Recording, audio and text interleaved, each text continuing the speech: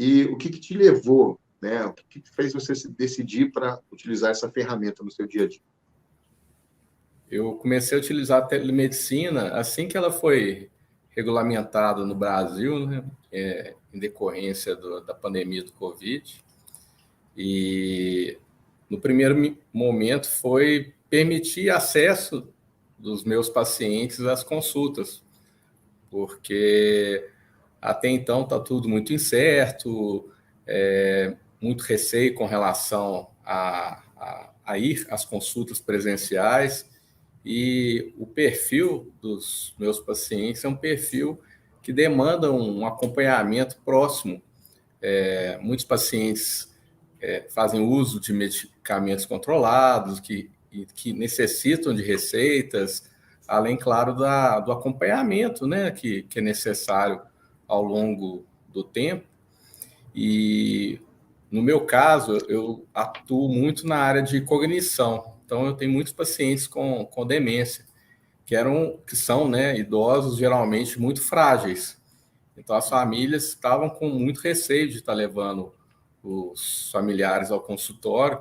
Então, através da telemedicina, ela me permitiu dar acesso aos meus pacientes que precisavam desse cuidado. Então, foi uma forma como eu consegui dar acesso a eles ao meu atendimento. E com o tempo, né, eu comecei a fazer um atendimento híbrido também. À medida que a pandemia foi reduzindo e os casos foram diminuindo, a vacinação cada vez mais eficaz, efetiva, então eu passei a ter um atendimento híbrido. O paciente ia a uma consulta presencial e outra consulta por telemedicina. Então foi realmente algo muito, muito importante para mim naquele momento, e tem sido no momento atual. Legal, como você falou, é acesso, né? A telemedicina traz mais oportunidade de acesso às pessoas ao atendimento médico. Uma das coisas que eu acho importante, por exemplo, é que quando a pessoa não tem acesso ao médico, geralmente ela vai se automedicar, né? Ou alguém curioso vai dar um conselho para ela, né? Então, isso é importante para a gente diminuir riscos, né? Na saúde e as pessoas poderem também manter a sua saúde em dia.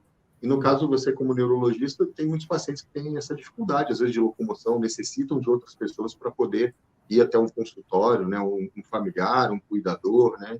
Então, também tem um impacto até social muito grande também. Facilitou muito o acesso.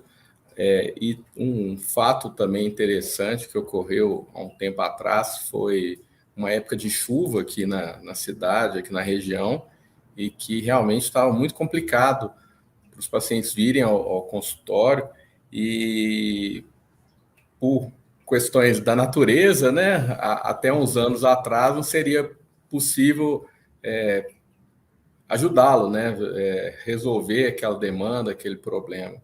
Então, com a telemedicina, isso deixou de existir. Então, eu passei a dar acesso também em situações antes que eram difíceis de resolver a demanda. E um ponto interessante também, Asdrubal,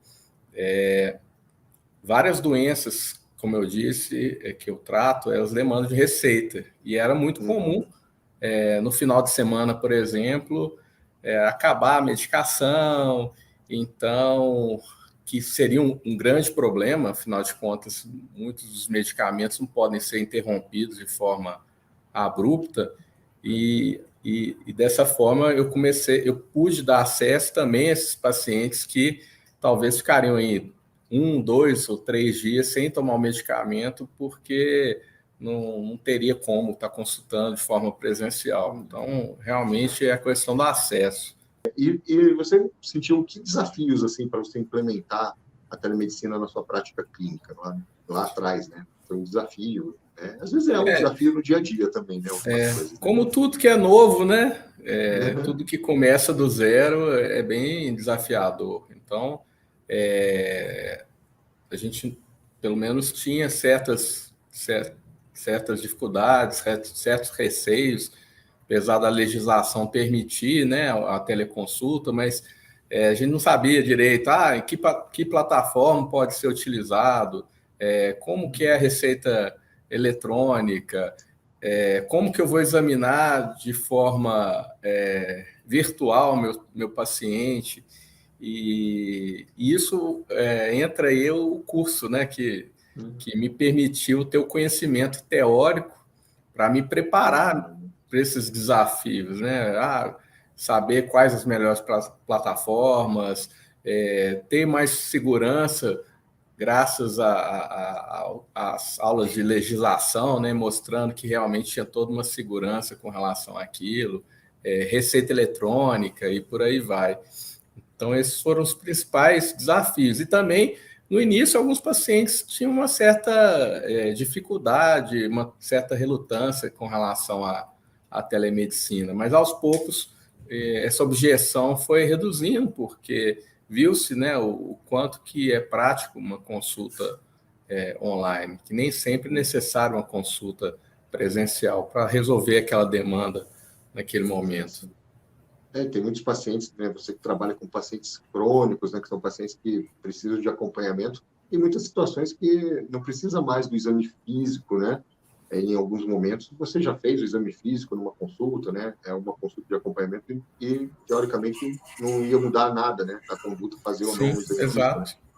E traz mais conforto. São pacientes que já estavam em acompanhamento, já estão em acompanhamento comigo há anos, alguns agora até década. Aí que a gente vê como que o tempo passa, né? E também a questão do preparo, né? A gente, para você poder exercer alguma coisa, você tem que estar preparado. Pode ser que naquele momento você não vai colocar em prática, né? Quer dizer, mas eu não faço telemedicina agora. Ok, você não faz telemedicina agora, mas quem sabe daqui a 6 meses, um ano, vai surgir uma oportunidade e a telemedicina vai surgir para você como uma forma de resolver algum problema, alguma demanda. Um ponto interessante, né? São os pacientes também que eu tenho, alguns pacientes que eu atendia presencialmente em Betim e que mudaram de estado, mudaram de cidade, e até um tempo atrás você perderia aquele paciente, né? O paciente perderia o contato com o médico. E com a telemedicina eu consigo prestar assistência para esses pacientes que agora estão no Rio de Janeiro, em São Paulo, no Acre, no Pará. Então, tem esse ponto que também é muito positivo, ao meu ver.